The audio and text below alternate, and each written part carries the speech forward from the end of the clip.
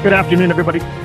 David Shuster here, Take Action News. This hour, Daniel Marins is going to take us through most of the next hour. Though we got a pretty good interview with the guy who wrote about Oklahoma City and some of the comparisons between that investigation and what we've seen this past week in Boston. But Daniel Marins, welcome to the big program. How you doing? I'm doing great, David. Can you hear me now?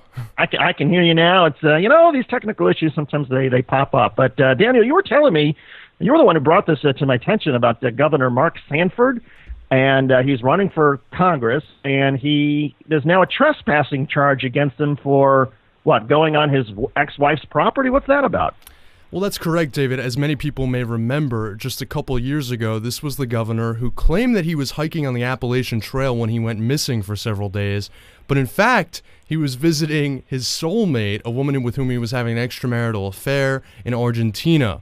Well, that led to him resigning as governor and the breakup of his marriage with his wife, Jenny Sanford, and, of course, him marrying the soulmate, the woman from Argentina.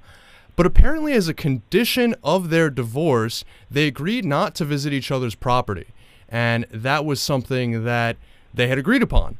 Well, it turns out that Mark Sanford, allegedly, according to his wife, Jenny Sanford, violated that clause. And he went to visit his children at his wife's home while she was away to watch the Super Bowl with his 14-year-old son.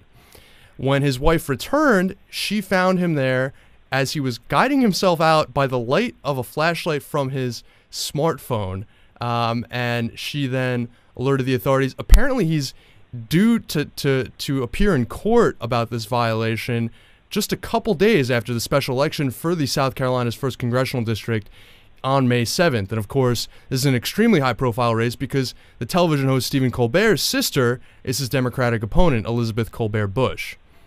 Daniel, what do you think it does in terms of, does Sanford, has he been able to regain some support, at least among Republicans? How big a setback is this trespassing charge? Well, David, I think there's no question that it's been a tremendous setback. First of all, in official terms, the National Republican Campaign Committee has essentially said that they're no longer going to fund him. They're no longer giving him money. So they certainly think it damages his credibility.